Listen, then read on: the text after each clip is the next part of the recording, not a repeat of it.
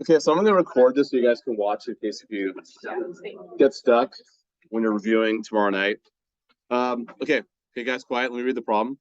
So balls thrown upwards in this velocity 75 feet per second, height of 4 feet. That doesn't matter. All that matters is you have the equation, right? So that's just all fluff. The equation is what really matters, right? So you have the equation in standard form, right? So this is our equation right here. That's in standard form. And by the way, I am going to give you all the forms on the test.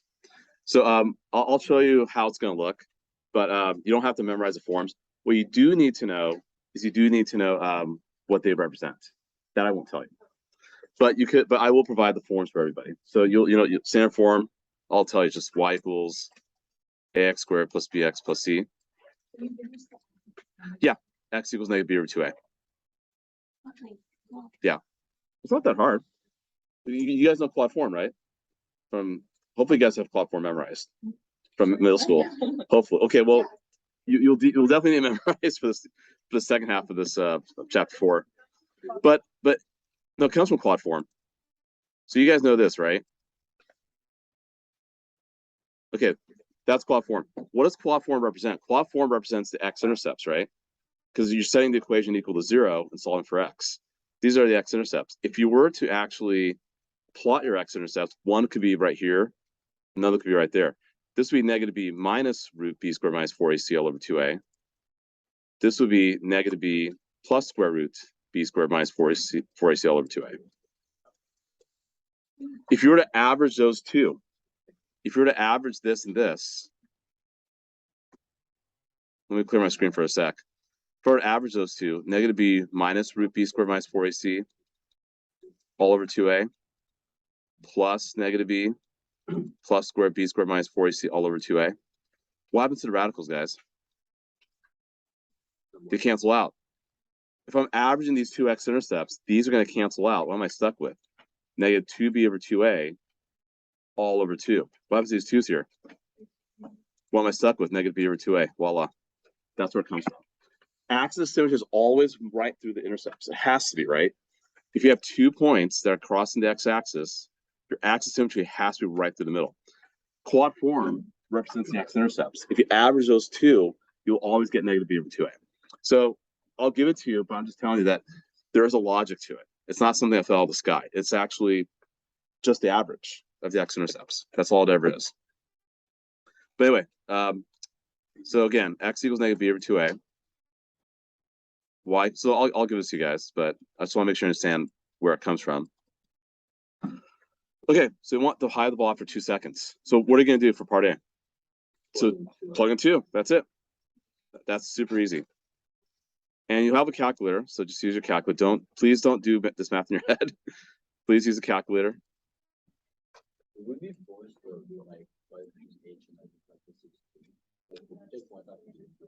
If you didn't do what? Sorry. Well, what would you do in place of that? I'm just curious. Why? I mean, if you wrote this, that's fine too. You still have for the height. I mean, I'm just being more formal, but yeah, that's. I mean, is that what you did? Just like what I have. That's fine. Same thing. It's fine. Yeah, I'm not gonna be that. I'm not that nitpicky. You should get 90, I think. You get 90, yeah. So it'll be 90 feet. Okay, now part B. How do we do part B? Yes, this is gonna be your vertex. Okay, that is your vertex. So you gotta find the x coordinate first. And that's easy. That's negative 75 over 2 times negative 16. And whatever that is, what did you get? But what does the fraction become? Okay, I trust you. So 2.34. Okay. It's just 75 over 32, whatever that is. I rounded. Yeah, we'll see. It's 2.34. We'll see how far it goes. Okay. Yeah, it's kind of a weird fraction. So okay. Now, what's the maximum height? So how do you do that? There we go. Done. Yep. 100%. Yep. That's all you gotta do. It depends if you round it a little too soon or if you're more precise. If you're close enough, that's fine. It's not a big deal.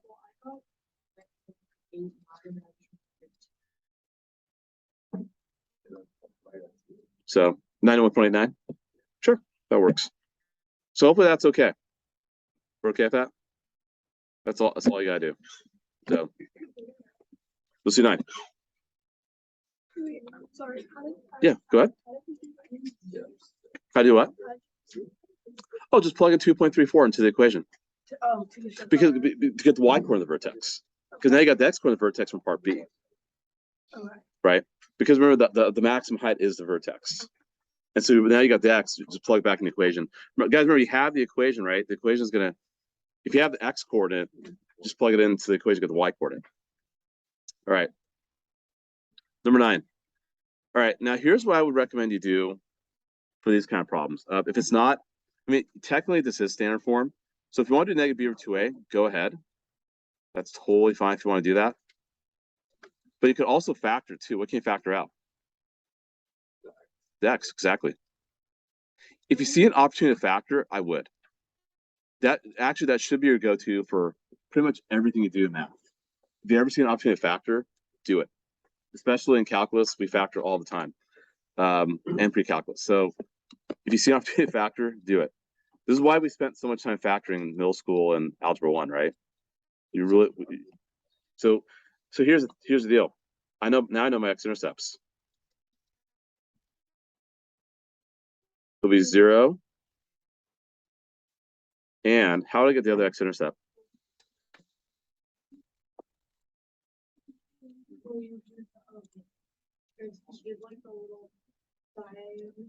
No, not at all. It's already factored for you.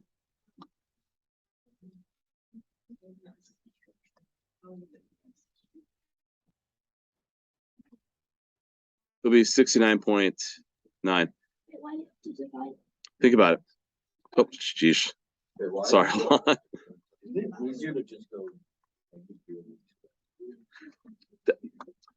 Well, we might need the x-intercepts for other parts of the problem. That's only why I'm doing that. But I know with questions that are being asked, I agree with you. Okay, guys. Well, let me explain. Here's what I just did. What are x-intercepts? And y is 0, right? You're on the x-axis. Obviously, it's 0. So 0 equals all that junk. Negative 0.01. Oh goodness. Hold on. 0196 x plus 1.37. When you factor, you set each factor equal to 0. You set x equal to 0, and you set the other factor, which I just don't like writing. There's so many zeros. 01. Goodness, that looks so ugly. I can do better. Here we go. Right, wouldn't you set each factor equal to 0? What happens when you set the second factor equals 0? How do you solve for x? Subtract the 1.37. And divide by negative 0.0196. Yeah, it's not that hard. Think about it. It's already fact. If you factor that, that's an easy factor problem. Just take that. After you take the x out, set each one equal to 0. That's real easy. You guys know x equals 0, and that equals 0. So you get 2 x-intercepts. 0, 69.9. Once you do that, now you can find the coordinates of the vertex. Well, you already get the axis. Right, exactly. No, I know you can do negative b over 2. I know, but I'm just trying to show you guys how to find your intercept, because you're asked to do on part C, right? Yeah, I mean, right. Waiting for B. So part C, you're asked to write the equation in intercept form, in vertex form. So, guys, let me finish. So, right, but your x coordinate of the vertex is gonna be this, right? That's 34.95, I think, right? That's your x. Or you could have negative b over 2a, that's fine too. And then the y coordinate, you just plug in 34.95 into that. Okay, thank you. Yeah, so once you get that,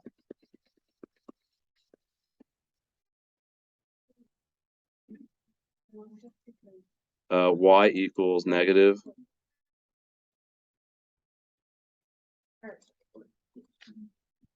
Yeah, it's just a pain in the right, but obviously use a calculator. The numbers gonna be like that, Probably. like all by decimal. Yeah. Because like I got, Yeah. I would like one number. Don't worry if you're off a little. I mean, I got 24.4. what did you get, Hugo? 24. Wait. What did you get as your x-coordinate vertex? That. Okay, and then you plug 34.95 into this equation.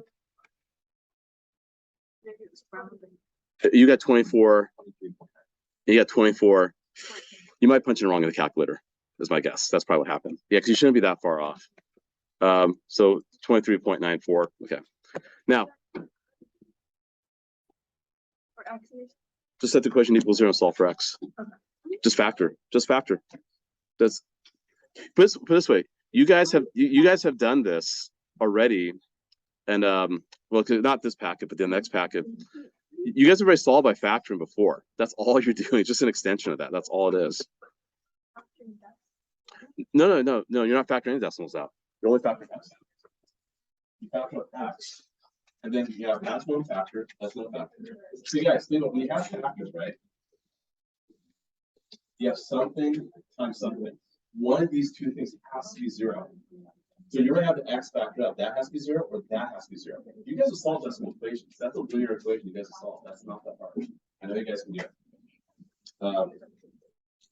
But that's, and don't let the decimals freak you out. Just it's not a big deal. It's just use a calculator. Squared. Oh, because it's part of my equation. Oh. Right? Oh yeah, you just plug it back. Yeah. Oh, okay. I mean, I could plug in this one also. All right. It's all right. My brain. Go ahead, Haley. The X, Mhm. I'm a little confused. About 34.95. On like Which x? for the 0 and 69.9. No. Yeah. I don't understand for the 0 or the. Okay. So let's back a little bit. So here's our equation. Right? Okay, I'm gonna clear the screen one more time. All right. This is our equation, right? Replace y with 0. Because that's x-intercepts. Because when you're on the x-axis, y is 0, right? Factor out the x. That's one factor. What's left behind is another factor. Set each factor equal to 0, because either x has to be 0 or all this has to equal 0. So one's already solved. You got one x-intercept. You're halfway there. The other one, that's just a linear equation. Just subtract 1.27 to both sides. Divide by negative 0.0196. I know the numbers are nasty, but it's just, I mean, put it this way. If you had negative 4x plus 8 equals 0, I know you guys can solve that. That's 2. Yeah. Because there's no nasty decimals. But it's the same thing, right? You just do this and divide by negative 4. It's the same thing. It's just that you're dividing by a nasty decimal. That's it.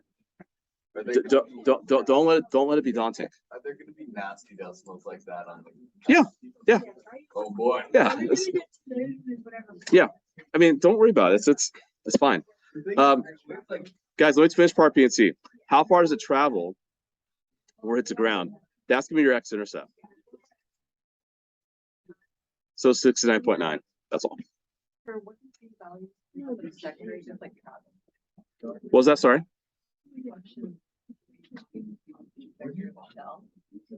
Oh, that's a weird question. I don't know why that's there. Yeah. I mean, it gives you the height. I mean, I guess you could say that.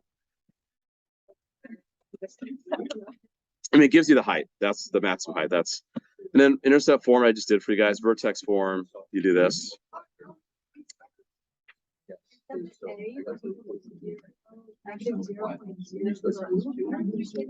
That's just rounded. It's the same thing. Yeah. No, guys, the A value. All right, very important. I don't want, guys, quiet, please.